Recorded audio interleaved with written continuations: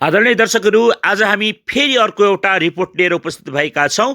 विश्व हिन्दू महासङ्घ अन्तर्राष्ट्रिय, जो योगी आदित्यनाथ महाराज समेत रहनुभएको भारतका उत्तर प्रदेशका मुख्यमन्त्री तथा विश्व हिन्दू महासङ्घका उपाध्यक्ष समेत रहनुभएका योगी आदित्यनाथ महाराजद्वारा गठन गरिएको भारत राष्ट्रिय समितिको तदर्थ समितिलाई भङ्ग गरिएपछि अहिले तरङ्ग नै पैदा हुन आएको छ। कालकाजी मन्दिर दिल्लीका महन्त रहनुभएका सुरेन्द्रनाथ जी महाराजलाई पदबाट हटाइएपछि अहिले विभिन्न किसिमका अड्कलवादी सुरु भएको छ। विश्व हिन्दू महासङ्घ भारत इकाइको अन्तरिम अध्यक्षको रूपमा रहनुभएका सुरेन्द्र अवधूतले भने यसै बीचमा सङ्गठनलाई विस्तार गर्नुभएको छ। यो अत्यन्त विशेष महत्त्वपूर्ण विषय यहाँलाई जानकारी गराउने हाम्रो प्रयत्न जारी छ। आदरणीय दर्शकबिन, विशेष गरी विश्व हिन्दू महासङ्घ अन्तर्राष्ट्रिय समितिका निमित्त अध्यक्ष रहनुभएका प्रमोद चरौडियाको विभिन्न गतिविधिका विधान र सङ्घ संस्था ऐन 2034 विपरीत मात्र नभएर नेपालको प्रचलित कानुनलाई समेत उनले धोती लगाइदिएका छन् प्रमोद चरौडियाले। हो दर्शकबिन, हामी तपाईँलाई यिनै विषयहरूसँग रहेर आज विशेष रिपोर्ट लिएर उपस्थित भएका छौँ। भारतको जुन तदस्थ समिति छ, जसले दिल्लीका प्रसिद्ध कालकाजीको महन्त और सनातन हिन्दू वाहिनी राष्ट्रिय अध्यक्ष मेहनत सुरेन्द्रनाथ मधुतके विश्व हिन्दू महासङ्घ भारतका इकाइ फिर से अन्तरिम अध्यक्ष बनाए गया है भनेर भारतका विभिन्न मिडियाहरूमा आइरहेको छ। हो त्यही समितिलाई जसलाई भङ्ग गरिएको थियो प्रमोद चरौडियाबाट, र भङ्ग गरेको समितिलाई केन्द्रीय महासचिव अस्मिता भण्डारीले अस्वीकार गर्दै उनलाई वैधानिकता दिने केन्द्रीय समितिको निर्णय भएको जानकारी प्राप्त भएपछि सुरेन्द्रनाथले सङ्गठनलाई विस्तार गरेका छन्।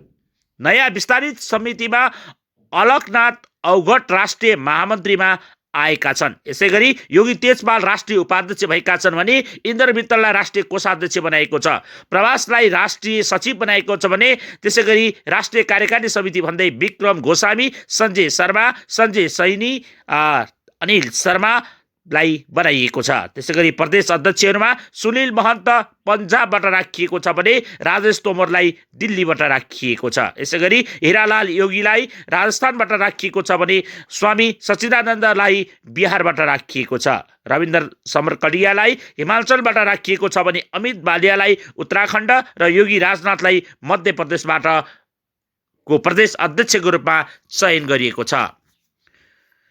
महन्त सुरेन्द्रनाथले सङ्गठन विस्तार गरेसँगै प्रमोद चरौडिया यतिखेर तिल मिलाएका छन्। उनले भनेका छन् उनले गठन गरेको जुन समिति भनिएको थियो त्यो समितिको वैधानिकतामाथि नै प्रश्न उठेपछि भने यतिखेर प्रमोद चरौडिया भित्रिएका छन्। नेपालको सङ्घ संस्था ऐन 2034 बर्खिलापने गरी निमित्त अध्यक्षकै भरमा लामो समय खानेर निमित्त अध्यक्षले कुनै समिति बनेको समितिलाई केन्द्रीय कार्यकारिणी समितिबाट पास भएको समितिलाई भङ्ग गर्ने जुन अवैधानिक काम गरेका थिए त्यो अवैधानिक कामबाट भने प्रमोद चरौडियाले राम्रै शिक्षा सिक्न सक्नुपर्छ।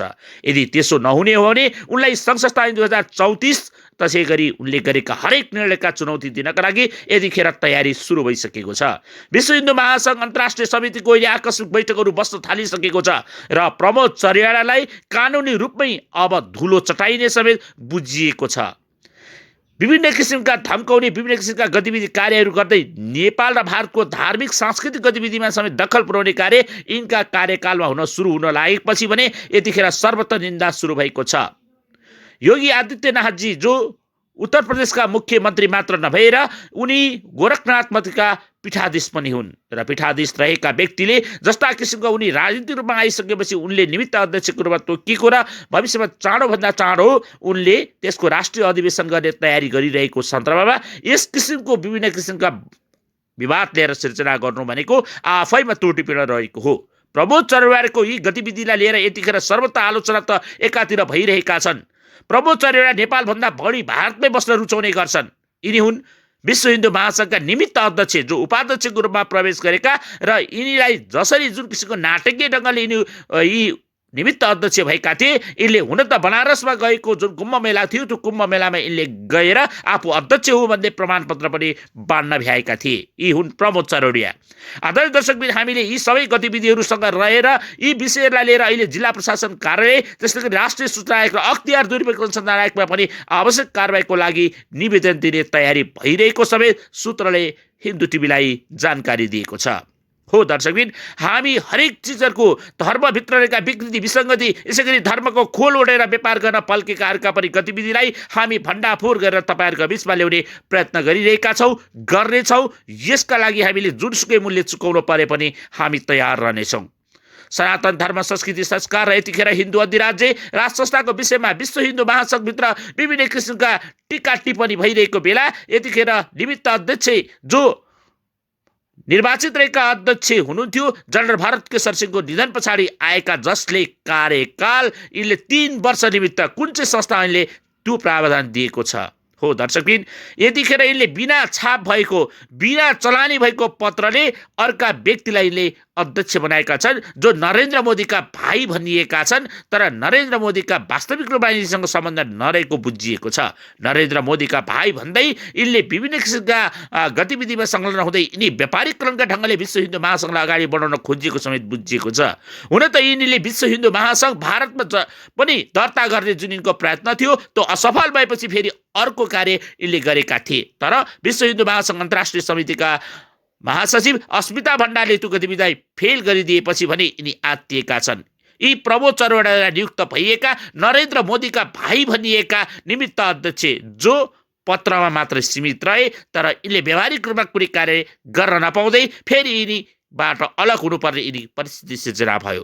अहिले नै त्यसै गरी कालकाजी मन्दिरका महन्तलाई अहिले फेरि पुनः नियुक्त गरिएको छ, जसले केन्द्रीय अध्यक्ष अस्मिता भण्डारीका यी कार्यहरूले गर्दा नै अहिले फेरि विश्व हिन्दू महासङ्घ भारतमा विशेष रूपमा वैधानिक रूपमा राष्ट्रिय तदर्थ समिति बनेको छ, जसलाई भारत राष्ट्रिय समितिका वैधानिक अध्यक्ष जो निर्वाचित अध्यक्ष हुनुहुन्छ योगी आदित्यनाथजीले उहाँले समेत समर्थन गरेको हुनाले त्यो समितिले वैधानिक हुने समेत विश्व हिन्दू महासङ्घ सूत्रले दाबी गरेको छ। विश्व हिन्दू महासङ्घभित्रको पच्किएको यो खैराबैरा अब के हुने हो, कसो हुने हो भन्ने विषयले पनि चर्चा पाइरहेको छ। तर नेपालको सङ्घ संस्था ऐन 2034 अनुसार यहाँ दर्ता भएको संस्थाले नेपालको कानुन अनुसार अगाडि बढ्नुपर्ने हुन्छ। निमित्तका भरमा विश्व हिन्दू महासङ्घलाई चलाउँछु र विश्व हिन्दू महासङ्घलाई यही गतिमा अगाडि हिँडाउँछु भन्ने सोच कसैले ल्याएको भए त्यो दुर्भाग्य हुने समेत सूत्रले दाबी गरेको छ। हुन त विश्व हिन्दू महासङ्घलाई अख्तियार दुरुपयोग अनुसन्धान आयोगले पण्डित नारायण प्रसाद पोखरेलको विषयमा सचेत गराएर कारबाही समेत गरिसकेको छ, भनेको छ अब आइन्दा कुनै किसिमका कार्य गर्दा वैधानिक रूपमा गर्न समेत आयोगले सुझाव दिएको थियो। यो भारतमा गठन भएको समितिको विज्ञप्ति हामीले यो कुरा जानकारी यहाँलाई गराइरहेका छौँ। अख्तियार दुरुपयोग अनुसन्धान आयोगले डुन केशव प्रसाद सापकोटा जो अहिले प्रमोद चरौडियाजीको समूहमा देखिएका छन्, उनी कार्यालय सचिव हुँदा यो कुरा सचेत गराइएको थियो र आइन्दा यस किसिमको कार्यवाहीमा अख्तियार दुरुपयोग अनुसन्धान आयोग प्रचलित ऐन कानुन अनुसार कारबाही गर्न बाध्य हुनेछ भन्दै समाज कल्याण परिषद मार्फत समितिबाट सचेत गराइएको थियो। किन, कसरी, कुन चाहिँ ऐनको प्रावधानमा टेकेर सङ्घ संस्था ऐन 2034 वा नेपालको प्रचलित कुनै पनि कानुनले निमित्तलाई 3 वर्ष चलाउने कुन चाहिँ हैसियत दिन्छ? हो, यिनले गरेका हरेक कामहरू अब अवैधानिक हुन्छन्। यी अवैधानिक कार्यको लागि अब कानुनी चुनौती सिर्जना गर्न सकिने समेत बताइएको छ। यस विषयमा के भएको, के गर्न सकिन्छ कानुनी रूपमा भन्ने विषयमा विश्व हिन्दू महासङ्घको यो विषयलाई लिएर अहिले कानुनी क्षेत्रमा बहस समेत सुरु भइसकेको छ। हो, अधिवक्ता रचना महर्जनसँग सम्पर्क राख्दा उनी भन्छन् नेपालको सङ्घ संस्था ऐन 2034 ले कसैलाई पनि लामो समयसम्म निमित्त हुन सक्दैन। बढीमा 6 महिना निमित्त चलाउनु पर्ने व्यक्तिले के कति कारणले यस्तो कार्य हुन गयो भन्ने विषयमा कानुनी प्रश्न समेत उनले दिएकी छिन्। अधिवक्ता महर्जनले यस विषयमा अब कानुनी प्रश्न मात्र नभएर कानुनी रूपमै उपचार खोजिने समेत बताइएको छ। अख्तियार दुरुपयोग अनुसन्धान आयोगमा समेत यस विषयमा उजुरी दिने र जिल्ला प्रशासन कार्यालयले के कति कारणले यो संस्थाको अनुगमन गरेन, किन यो संस्थामा धर्मको नाम ओढेर व्यापार हुँदैछ र व्यापारीकरण बढ्दैछ, यो विषयले चिन्ताको विषय बनेको समेत बताइएको छ। जानकारहरू भन्दछन् विश्व हिन्दू महासङ्घले निमित्त अध्यक्ष भएपछि कुनै किसिमका कार्यहरू गरेका छैनन्। यिनले आत्मसमर्पणका ढङ्गले विभिन्न कार्यहरू गरेका छन्। विश्व हिन्दू महासङ्घको ओम समेत नभएको लोगो प्रयोग गरेर यिनले सोल्टी होटलमा कार्यक्रम गर्न भ्याएका छन्। यी प्रमोद चरौडियाको विषयमा हामीले थप विषय अन्य विषयहरू पनि जानकारी यहाँलाई दिँदै जानेछौँ। अब अख्तियार दुरुपयोग अनुसन्धान आयोगमा विशेष रूपमा उजुरी समेत गरिने भएको छ। हो, यी त भए नेपालका गतिविधि। सुरेन्द्रनाथ जो कालकाजी मन्दिर दिल्लीका पीठाधीश छन्, यिनका विषयमा अहिले अनगढ प्रचार गर्ने प्रयास गरेका छन्। यसको सबै सर्वत्र निन्दा गर्ने